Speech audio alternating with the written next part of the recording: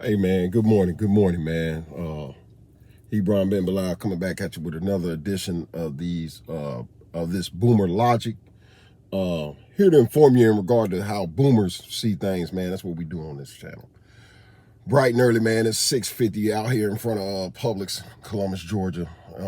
Waiting for it to open so I can go in here and do this first order, man. Got a nice little order for $35. Go in here and knock this thing down, man. Take me about 15, 20 minutes. But anyway, I'm letting y'all all into my personal affairs. But I digress on that point. I just wanted to talk to y'all this morning about the Torah. And a lot of you going to get ready to tune out and say, man, I ain't about to sit here and listen to the lesson about the Torah. But it's a reason that I want to talk to you about the Torah this morning. And it has a lot to do about with us as a nation, just black people in general. I'm just going to use that term black people in general. So don't tune out, man. But if you haven't already, go to this channel, man. Boomers Logic, like and subscribe, man. Hit the bell notification. I try to come out with content and videos every day. But, man, let me dive right into it because I don't have a lot of time to spend on this because, like I say, I got an order want to get in here. But Torah. For those of you who do not know what Torah is, let me give you a quick little lesson. Torah is the first 5 books of the Bible. You can find it in any Bible, King James Bible. First 5 books of the Bible. Genesis, Exodus, Leviticus, Numbers, and Deuteronomy. So the first 5 books of the Bible are going to be what is known as Torah, the laws of Moses, or the law. However you want to put it, it's the first 5 books. It's the law and how Israel was supposed to govern and regulate itself. A lot of people talk about it's done away with. A lot of people talk about how stringent and harsh it is. And, and it's tight. It's tight, but it's right. And I'm going to tell you why I'm talking about that this morning. I've just been watching, man, us as a people.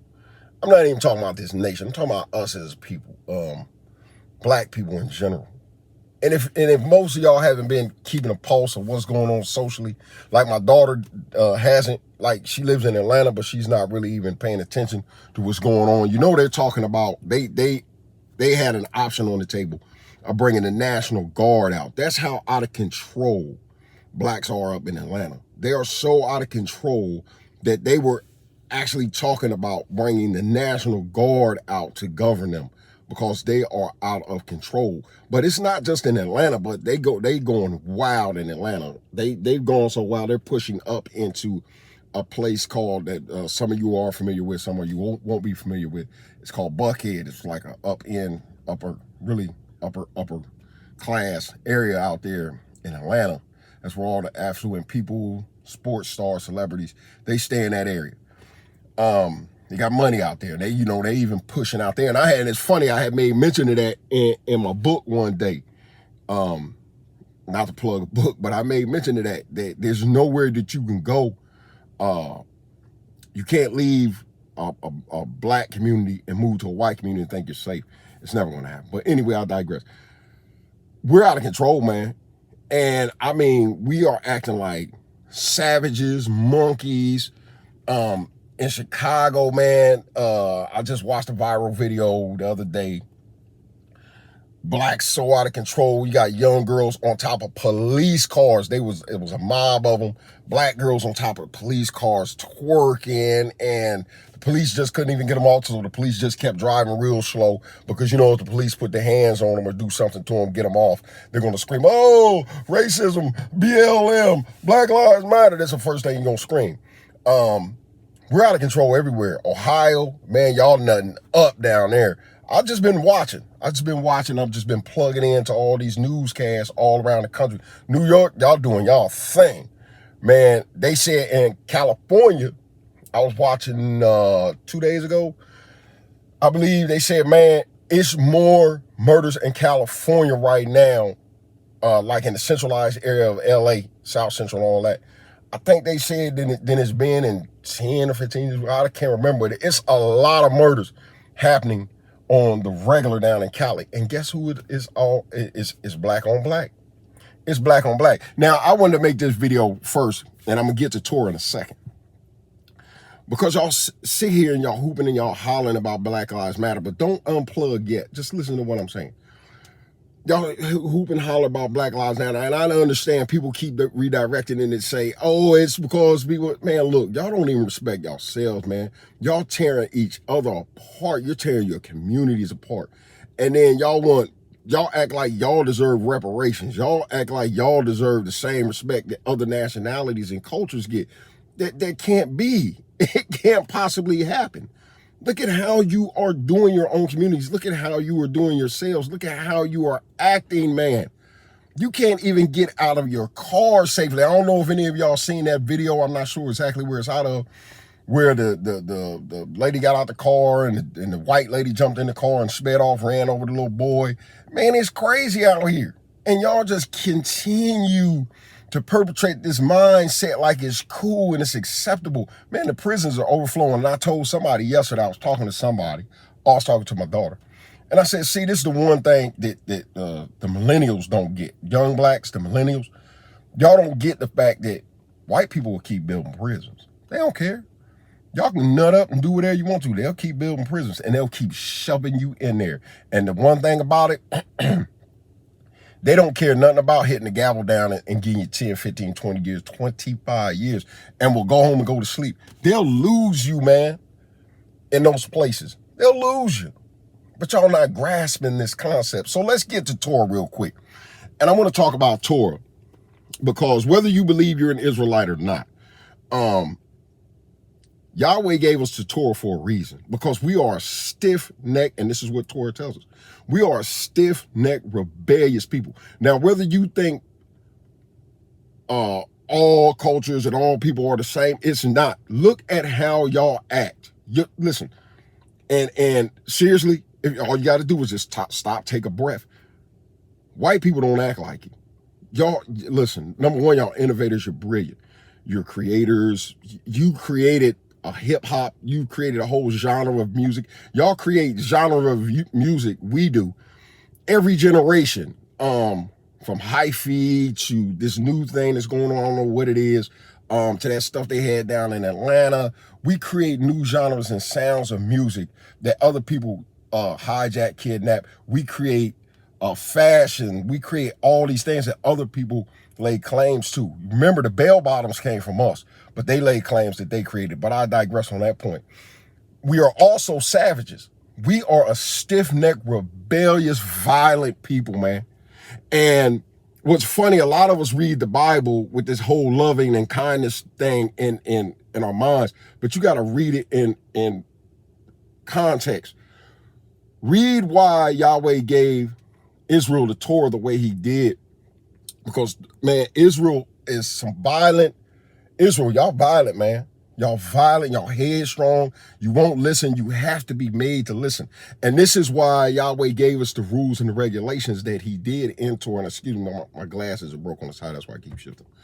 But this is the reason he gave us the rules and the regulations that he did. And they're strong. There's one in there that when I first started studying Torah, I could not believe he told us to do this. He told us about children. If children are out of control, unruly, and the mother and the father can't govern them, they are to bring that child to the gates of the city. Tell the elders, hey, look, the mother and the father had to be in the court and say, hey, man, we can't control this kid. We did everything. We disciplined him. We did everything we could. This kid is out of control. And they are to take that kid and they are to put that kid to death. To death.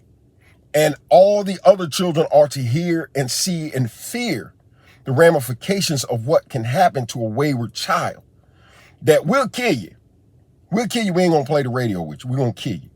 And see, this is the thing. This is why it was so stiff and hard. This is why the rules and regulations for fornication, for adultery were so hard. Adultery, murder, you know what I'm saying? Those were death penalties, because Yahweh understood where they could head to. But I'm not gonna give a biblical lesson.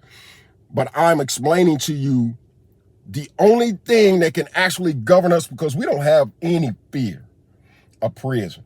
We don't, because that's like something we look at and say, we don't even, the concept of being locked away for 10, 15 years really doesn't resonate with us. It doesn't resonate until you're actually in there doing the time. We don't have any fear. But Torah continues time and time again after we implement punishment, Yahweh always says, so others may hear and fear. See, y'all don't have fear. This is why you're out here running amok, doing what you're doing. The only thing that can govern us as blacks, as Israelites, whichever one you want to call yourself, is Torah. Because punishment is immediate. It's swift. Ain't no 5, 6, 7 years of sitting on death row. No. If you get found guilty of doing something, guess what? We take you and we deal with you either that same day. If we got enough evidence, we deal with you that same day, or we deal with you 2 or 3 or 4 days, maybe a week later. There's no you sitting around and no. You're dealt with swiftly, and you're made public display of, so others will hear and fear. See, there's no fear factor in Israelites because the rules and regulations that govern us over here are too soft. They're soft on us. So we don't understand any of their rules and regulations. They govern them. They fear that stuff. We don't fear it. So we cut a muck, man. Y'all have lost y'all damn minds. But this is because Torah is not governing us. If Torah was governing us, let me tell you something.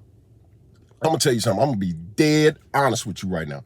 If Torah was governing us, if we were underneath Torah as Israelites, like we were supposed to be, you Negroes would not be acting like this. Because about 50% of you, this stuff that you're doing, we'd address it immediately. You would be put to death. See, this is too much for y'all. Y'all hearing this saying, oh my God, he's talking about killing people. Listen, what other option is there? I'm gonna wait. Because y'all sitting here, you're letting this thing just escalate and escalate. And the more that these young people look and see that there's no penalty behind what these other young people are doing, they're going to run out and perpetrate the same thing. They're going to run out and do the same thing. But we need to get tougher prison sentences. Man, listen, all you're going to do is warehouse them, use them as free labor, and then you're going to let them right back out here. Because understanding that I think the recidivism ratio is like 70%, and it depends on the year, amount of time the person been out. But man, look, I could go on and on about this. But just watching the landscape of us, we look like animals. And the reason that Yahweh gave us the Torah, he said, look, this is the only thing that's going to be able to govern y'all, because y'all are stiff-necked, rebellious people.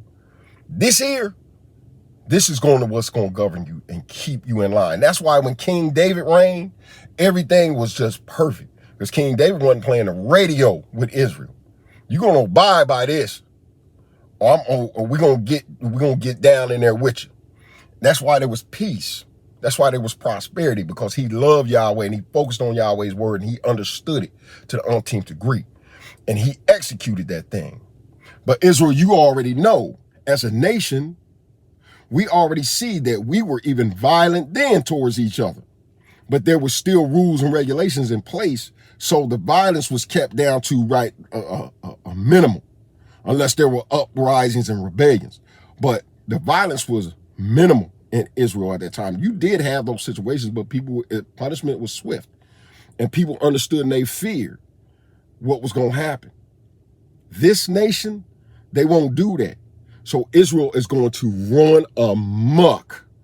Boy, listen, Israel, you blacks, I don't care what you call yourself. Niggas, I don't care what you call it, savage, y'all are out of control. And the only thing that's going to bring you back under subjection is that Torah. And allowing us to execute that junk in our communities. Because man, listen, I'm going to tell you something now. I done said it. 50% of y'all will be already strung up in the street somewhere. You will be a display for everybody else. You would be. That stuff y'all doing, man, is crazy. And you talk about Black Lives Matter and equality. Who the hell gonna give you equality? Who the hell gonna take you serious? Hey, man, I digress. I got to get in here and do my thing, man. I'm already 5 minutes late. Love y'all, man. Y'all know what it is, man. Hebron Ben Bilal coming back at you, man. Another edition of this Boomer's Logic, giving wisdom to those wise old boomers and for you millennials, because you don't know how to think. I just gave you an opinion. Love you, and I'll catch you on the next one.